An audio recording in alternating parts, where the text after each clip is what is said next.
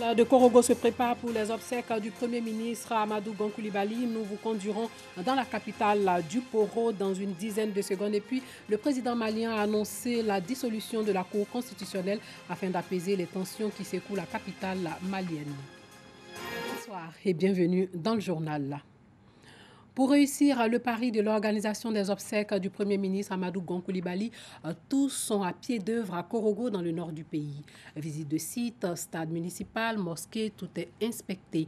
Amadou Gon Coulibaly sera conduit à sa dernière demeure dans l'intimité familiale à Korogo vendredi 17 juillet prochain après la grande prière.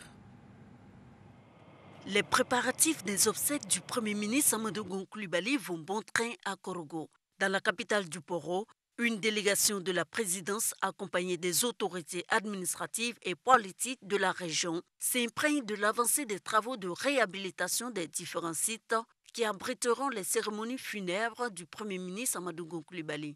Surtout pour s'imprégner de l'existant et apporter des solutions pour le bon déroulement des obsèques du fils du Poro. L'aéroport de Korogo qui accueillera la dépouille, le stade municipal qui abritera les cérémonies d'hommage des populations, la veillée religieuse du jeudi, les cérémonies du 3e et 7e jour du vendredi, ainsi que la grande mosquée où aura lieu la prière mortuaire le vendredi. Tous ces endroits ont été visités par la délégation. Sans oublier le caveau familial au quartier Soba où aura lieu l'inhumation dans la stricte intimité familiale. Les équipes locales et celles de la présidence travaillent de concert pour réserver un accueil digne à la dépouille et aux délégations étrangères. Elles rassurent les populations quant aux dispositions prises pour assurer leur sécurité. Contexte de la Covid-19 oblige, tout sera également mis en œuvre pour le respect des mesures barrières. Le port des masques est obligatoire pour avoir accès aux différents sites funéraires. Les eaux usées, le cauchemar des populations de Jean Folly dans la commune de Port-Boué. Une partie des eaux des fortes pluies des dernières semaines stagne encore dans ce quartier. Ajoutez à cela les eaux usées du quartier qui dégagent une odeur nauséabonde préjudiciable à la santé des populations. Dangui à la cérémonie de remise de kits alimentaires a fait une lucarne sur ce cauchemar des populations de Jean Folly. Des enfants dans une pirogue de fortune jouent aux pêcheurs sur les eaux au milieu des habitations. Nous sommes à la lisière de l'aéroport international Félix Houphouët-Boigny d'Abidjan, dans la commune de Port-Boué. Depuis les pluies diluviennes qui se sont abattues sur le district d'Abidjan ces dernières semaines, le quartier Jean Folly et ses habitants sont pris en otage par les eaux.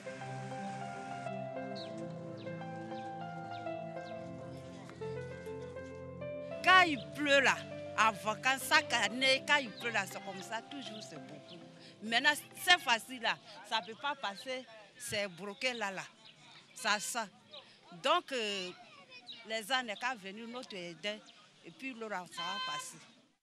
De vastes étangs d'eau en plein quartier avec leur cortège d'humidité, d'insalubrité et d'odeur étouffent les habitants. On ne peut pas sortir. L'eau stagne, donc ça fait que l'eau ne coule pas. Donc ça dégage une certaine odeur. Donc nous demandons à l'État de venir viabiliser le quartier pour que nous puissions vivre normalement. Les dons de quelques kits alimentaires offerts par l'ONG dénommée Organisation ivoirienne pour le bien-être et le développement social sont de véritables bouffées d'oxygène pour les habitants. L'eau rentrée dans la maison, tout ça gâté, tout le monde est dehors, tous les bagages, les enfants, tout le monde est dehors. On a besoin de cadeaux, il faut manger un peu. Tout le monde est fatigué. Habiller l'air, habiller ceci, tout ça resté dans l'eau. C'est nous seuls qui est là. Chaque saison des pluies est un cauchemar pour les habitants du quartier Jean Folly. Mais selon les riverains, les pluies diluviennes de cette année ont transformé ce quartier en une véritable prison pour ses habitants. Des travaux sont en cours sur les routes du Kabadougou et du Folon dans le Denguélé, ce qui va désenclaver les zones rurales de cette région. Des travaux réalisés par la Direction générale des infrastructures routières qui donnent un coup de pouce au développement de ces localités. Gervais Kwasi, Godefroy Okambawa. Sur sa motocyclette, cet homme se rend à Madinani en provenance de Mahandiana, distant de 16 km. C'est une route entièrement reprofilée où les endroits les plus difficiles autrefois ne constituent plus des obstacles. Comme ici, zone marécageuse où les usagers de la route finissaient leur voyage. Pendant la saison passée des pluies, il y a eu une coupure franche ici. Il y avait déjà des buses qui existaient, mais il y a un ouvrage provisoire qui avait cédé, c'était en bois. Donc on a posé 5 passages de buses 1500, plus 2 passages de buses 1000. Donc c'est ce travail-là que nous sommes en train de faire. Avant, on a pris le fagot au champ, on a fait le pont ici. Quand l'eau était beaucoup, on est parti à la maison. Bon, si l'eau a descendu, on vient. Et un moto, il va garer là-bas. Si l'eau ça descend, il va grouper, il va prendre moto, il s'en va à Magnana. Quand on fait ça, il sera content très bien. Voilà, tout le monde s'est libéré. Un travail gigantesque de traitement des zones difficiles d'accès sur l'axe Madinani-Mahadiana, effectué par la Direction générale des infrastructures routières. Les travaux se poursuivent jusque sur l'axe Madinani-Fangolo, long de 40 km. En l'état actuel de cette route, les populations souhaitent le rapide achèvement des travaux et appellent les techniciens chargés de leur exécution à tenir compte de tous les points critiques pour que cette route, une fois achevée, soit durable dans le temps. Ils ont travaillé, la route est un peu praticable. Je demande maintenant, c'est pour venir voir où l'eau ne passe pas bien là, de dégrader ça et puis donner route à l'eau.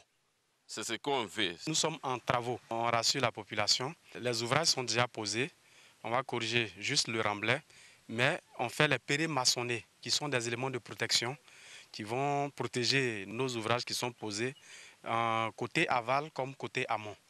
Du coup, ces ouvrages-là ne pourront pas être érodés par l'eau. Ça garantit la durabilité de la route. La Direction générale des infrastructures routières a également en charge les travaux de reprofilage de l'axe Odiene-Kaniasso, long de 38 km. C'est une route qu'empruntent quotidiennement les camions des entreprises minières qui opèrent dans la région du Kabadougou. Ici également, les populations des localités qui l'ont en partage souhaitent son entretien régulier. La population est très contente de cet ouvrage qui a été réalisé, même si elle pense que la route est petite. 2 camions ne peuvent pas se croiser sur cette voie. On aimerait qu'elle soit beaucoup plus grande. Les ouvrages sont très bien faits. Et hier, il y avait une grosse pluie qui s'est abattue sur la région. Et le Kia qui dessert le tronçon Kaniasso-Odiene, si c'était avant, ce Kia ne pouvait pas bouger. Mais ce matin, le Kia est parti aisément. Et puis bon, il a transporté les gens, puis il s'est retourné. Donc nous, à notre niveau, c'est un satisfecit total. Chaque année, il y aura toujours un suivi total de cette voie, une fois dans l'année, au niveau de ma société, pour que ces ouvrages soient bien entretenus. Ces travaux réalisés par la Direction générale des infrastructures routières ont permis le désenclavement de plusieurs localités dans les régions du Kabadougou et du Folon. Des localités facilement accessibles aujourd'hui. Régulation d'une agence en période électorale et révision des fondamentaux du journalisme et comportement du journaliste en période électorale, 2 thèmes au cœur d'une rencontre entre les journalistes de la rédaction centrale de l'AIP, l'agence ivoirienne de presse. Il s'agit pour la direction centrale de cette agence de presse de donner les rudiments nécessaires à ces journalistes afin de les outiller pour une couverture optimale des élections à venir. Comment assurer une couverture optimale des élections qui s'ouvrent en octobre prochain? La question est au centre de ces travaux à l'attention des journalistes de la rédaction centrale de l'AIP, l'agence ivoirienne de presse. Il s'agit pour les initiateurs de permettre au 4e pouvoir de jouer pleinement son rôle lors de la couverture des futures joutes électorales. Le rôle du journaliste en période électorale, c'est de bien couvrir, ça veut dire avoir un bon carnet d'adresse, avoir le programme des candidats, et couvrir les élections correctement et avoir un bon comportement. Ça veut dire savoir se positionner, ne pas être ami des candidats. Régulation d'une agence en période électorale, révision des fondamentaux du journalisme et comportement du journaliste en période électorale. Voici les 2 thèmes développés au cours des travaux qui vont permettre aux journalistes d'être mieux outillés pour la couverture des élections. L'initiative des responsables de l'agence ivoirienne de presse cadre bien avec les aspirations du ministère de la Communication et des Médias. C'est un rappel à la bonne pratique des fondamentaux de leur métier. Et nous saluons la directrice centrale de l'AIP qui a porté son choix sur le régulateur audiovisuel pour rappeler à ses collaborateurs la nécessité et l'importance de revisiter ces bonnes pratiques journalistiques. Ouvert le 9 juillet 2020, les travaux ont duré 2 jours. Les concours d'éloquence, un tremplin pour développer son charisme et son leadership. L'art oratoire, le sommet de la prise de parole en public. Il est pour certains au croisement de la rhétorique et de l'éloquence, comme chez ces jeunes filles qui ont rivalisé d'ardeur lors d'un concours d'art oratoire. L'art de bien parler, l'aptitude à s'exprimer avec aisance, la capacité d'émouvoir, de persuader. Dangui Dangui était à la cérémonie de remise du prix de ce concours à Grand Bassam. Leur maîtrise de la langue, leur diction, leur capacité à bien s'exprimer ont été reconnues et récompensées à la finale de la 3e édition du concours féminin d'art oratoire le 24 juin dernier. Ce samedi à Grand Bassam, les 4 finalistes ont reçu les prises en charge scolaires promis par l'ONG Audace, organisatrice de ce concours, et ses partenaires. Sensible aux questions de promotion de l'excellence, le directeur général de la radiodiffusion télévision ivoirienne RTI, Fosséni Dambélé, à travers son représentant à cette cérémonie, a remis une enveloppe de 200 000 francs CFA et un trophée à la lauréate. Le fait de bien s'exprimer, de savoir parler en public, ça va nous aider dans le métier qu'on va exercer, ça va nous aider dans la société généralement à pouvoir prendre la parole, à pouvoir s'affirmer. Les partenaires et sponsors de l'ONG Audace ont salué l'institution d'un concours féminin d'art oratoire. Dès que M. Fosséni Dambélé a appris qu'il y a un concours qui récompense la maîtrise de l'art oratoire, il a décidé d'être présent. Il a décidé d'associer l'image de la RTI à cette initiative. Nous sommes dans un monde où tout se conjugue au masculin. Parti politique, tout est homme. Direction, peu de femmes. Alors, pourquoi ne pas soutenir ce changement, du genre surtout? L'idée de l'organisation de ce concours féminin d'art oratoire, qui a sa 3e édition, est née d'un constat du président de l'ONG Audace. On avait constaté que nos jeunes filles, souvent, n'osent pas trop prendre la parole. Et donc nous avons voulu faire de la discrimination positive et pour leur donner des outils pour bien s'exprimer. Ce ne sont pas seulement les 4 finalistes de la 3e édition du concours féminin d'art oratoire qui ont été récompensés. Tous les médias qui accompagnent l'événement jusqu'à aujourd'hui, notamment la RTI, ont reçu un diplôme de remerciement. Un mot de religion, le cercle des pasteurs de l'église USO s'agrandit.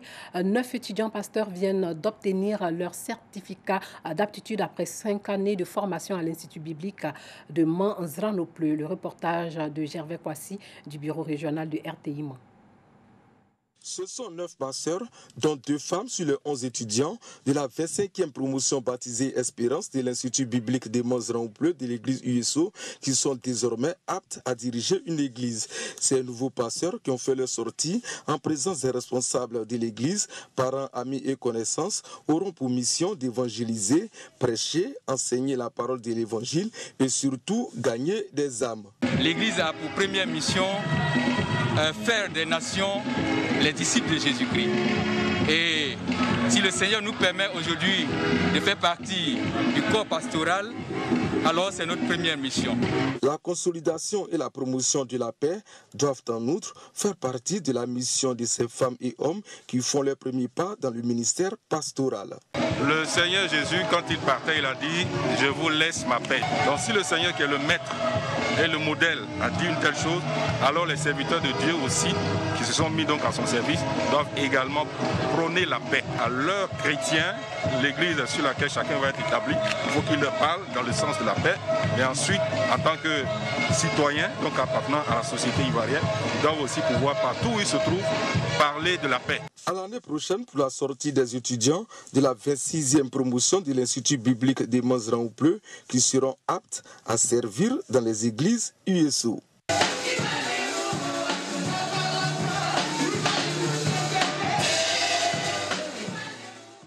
Samedi soir, le chef de l'État malien a annoncé la dissolution de la Cour constitutionnelle. Il a aussi ouvert la voie des législatives partielles là où la Cour a invalidé les résultats. La décision de la Cour constitutionnelle d'invalider une trentaine de résultats des législatives pomme de discorde entre gouvernants et manifestants.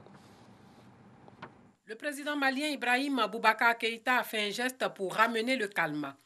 Il a annoncé samedi soir une dissolution de fait de la Cour constitutionnelle pour tenter de dissiper les tensions quasiment insurrectionnelles qui parcourent la capitale Bamako depuis 2 jours. La Cour constitutionnelle focalise les protestations en cours avec le président lui-même. Dans une brève allocution télévisée, la deuxième en une semaine, Ibrahim Boubacar Keïta a fait savoir qu'il abrogerait les décrets de nomination des juges de la Cour encore à leur poste. La décision de la Cour constitutionnelle d'invalider une trentaine de résultats des élections législatives de mars-avril passe pour un élément déclencheur de la contestation qui a atteint son apogée vendredi et samedi. Ibrahim Boubacar Keïta a paru ouvrir la voie des législatives partielles dans les circonscriptions concernées par les invalidations de la Cour constitutionnelle, comme l'avait recommandé une récente mission de bons offices de la communauté des États d'Afrique de l'Ouest dépêchée pour désamorcer les tensions. Certains des 9 membres de la Cour ont déjà démissionné. Un est décédé. Sachez que l'imam à la tête de la coalition qui réclame un changement de pouvoir au Mali a appelé ses partisans au calme aujourd'hui. Voilà, c'est sur cette information que s'achève ce journal. Merci de l'avoir suivi et portez-vous bien.